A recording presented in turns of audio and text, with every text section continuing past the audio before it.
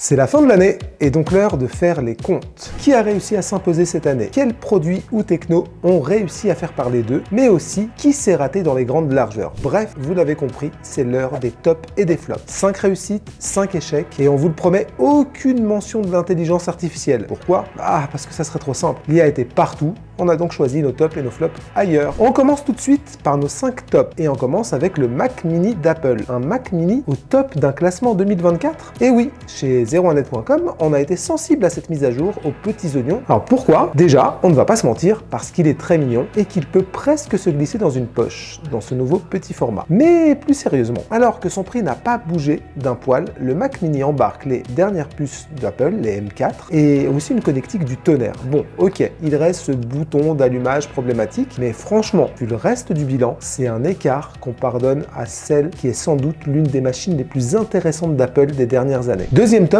ARM prend le pouvoir sur les PC. Impossible de faire le bilan de l'année sans évoquer une véritable révolution qui a eu lieu dans le monde du PC. Après quelques échecs cuisants, ARM s'est enfin installé sur Windows. C'est simple, depuis le Computex qui s'est tenu au printemps dernier, il n'y en a que pour Qualcomm qui a réussi à imposer son Snapdragon X. Le résultat, des PC portables nettement plus endurants et qui souffrent moins de la comparaison face au MacBook. Alors bien sûr, côté perf, c'est moins glorieux, mais on est seulement en l'an 1 de cette nouvelle ère pour le PC et on devrait encore en entendre beaucoup parler cette année. Troisième top, la Freebox Ultra. De nouvelle ère, il devrait en être question aussi chez nos opérateurs. Et lorsqu'on parle de changement dans le monde des box, Free n'est jamais bien loin. Ça a été le cas encore cette année avec une nouvelle box, la Freebox Ultra, qui a redéfini les standards de qualité pour le reste du marché. Comment? Tout simplement en mettant devant tout le reste deux fonctionnalités, la qualité du débit et les contenus. Avec son débit symétrique de 8 Gb, le Wi-Fi 7 et le NVMe,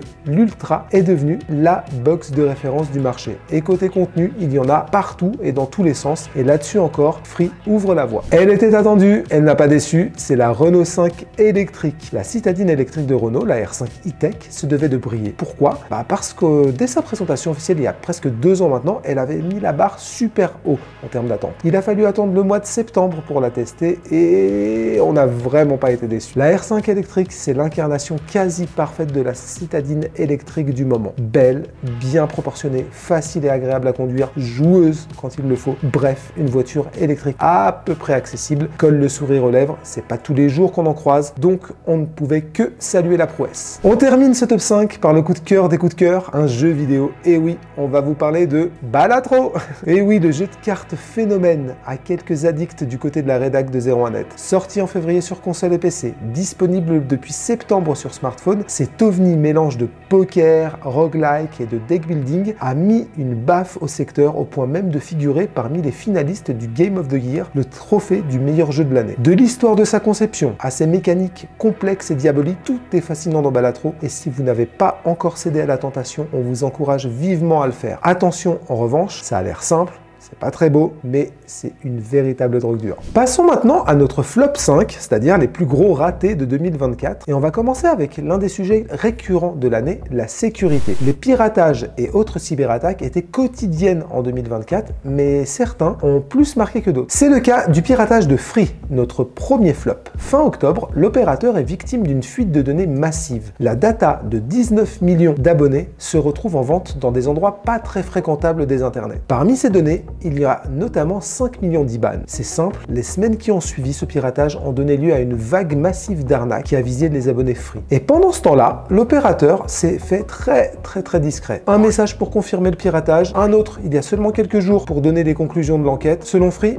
la fuite aurait été rendue possible par un employé malveillant. L'explication est plausible, mais ça fait quand même pas très sérieux. Autre panne, autre conséquence, parlons maintenant de CrowdStrike. C'est assurément le gros bug de l'année puisqu'il a mis par terre des millions de PC au mois de juillet dernier. Et quand je dis des millions, je n'exagère pas, on parle vraiment de plus de 8 millions de machines qui ont affiché un écran bleu de la mort, que ce soit dans les entreprises, au domicile ou même dans les centres de contrôle de certains aéroports qui ont dû suspendre leurs opérations le temps que tout ça revienne à la normale. Pour certains experts en sécurité, CrowdStrike est probablement la panne la plus importante de l'histoire, notamment en raison des conséquences financières qu'elle a eues. On parle en milliards de dollars, mais pour le moment, c'est impossible impossible de s'arrêter sur un chiffre précis. Celui-ci sera déterminé par l'issue des nombreuses plaintes qui ont lieu et qui ont été déposées contre l'éditeur américain. Notre prochain flop ne va pas plaire à tout le monde, mais on assume. On vous parle de l'Apple Vision Pro. Produit le plus hypé du secteur depuis son annonce, le Vision Pro s'est avéré aussi décevant que les gens qui se sont amusés à se filmer avec dans la rue. Pour avoir un aperçu du succès commercial du Vision Pro, il suffit de se souvenir de la dernière fois que vous en avez vu un en dehors d'un Apple Store. Alors ok, si vous prenez l'avion, il y a parfois cet acheteur de la première heure, celui qui se trouvait aux US le jour de la sortie et qui a fait la queue devant l'Apple Store de Boston, et lui donc, il s'est souvenu quelques mois après à quel point dans le clip de présentation du Vision Pro, ça avait l'air cool de le prendre dans l'avion. Mais pour le reste, il y a que très peu de Vision Pro dans la rue et la plupart dorment encore dans les placards. Ce n'est évidemment pas un souci technique. Technologiquement parlant, le casque de réalité mixte est ultra impressionnant. Mais l'absence d'application majeure et les fonctionnalités basiques qui peuvent encore manquer n'ont pas aidé, loin de là. Et que dire du prix? Autant de lacunes à 4000 €, ça n'aide pas à transformer l'essai. Tout l'inverse en somme d'un casque MetaQuest 3S, certainement moins abouti, mais 10 fois moins cher. On passe maintenant à notre quatrième flop. 2024 aura été une année noire pour Intel. Résultat catastrophique, retard dans la construction de ses usines, suppression de 15 000 emplois et concurrence ultra féroce de Qualcomm ou ARM. Les soucis se sont enchaînés toute l'année jusqu'à la démission il y a quelques jours du CEO Pat Gelsinger. C'est comme un symbole de cette chute inarrêtable qui aura duré 12 mois. Et on ne voit vraiment pas comment la situation pourrait s'améliorer tant Intel risque de payer certains de ses mauvais choix encore quelques mois. On va donc scruter de près les nouvelles productions d'Intel et notamment les cartes graphiques Arc Celestial et croiser les doigts.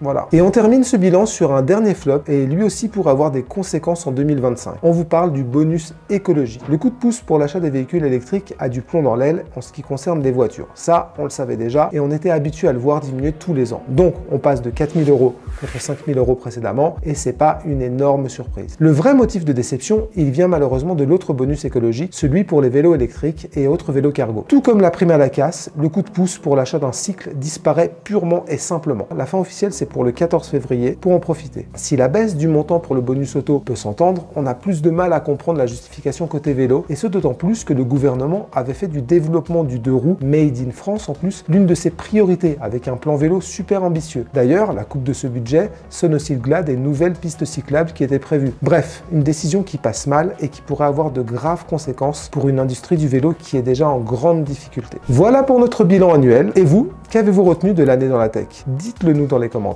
Et nous, on vous dit à bientôt!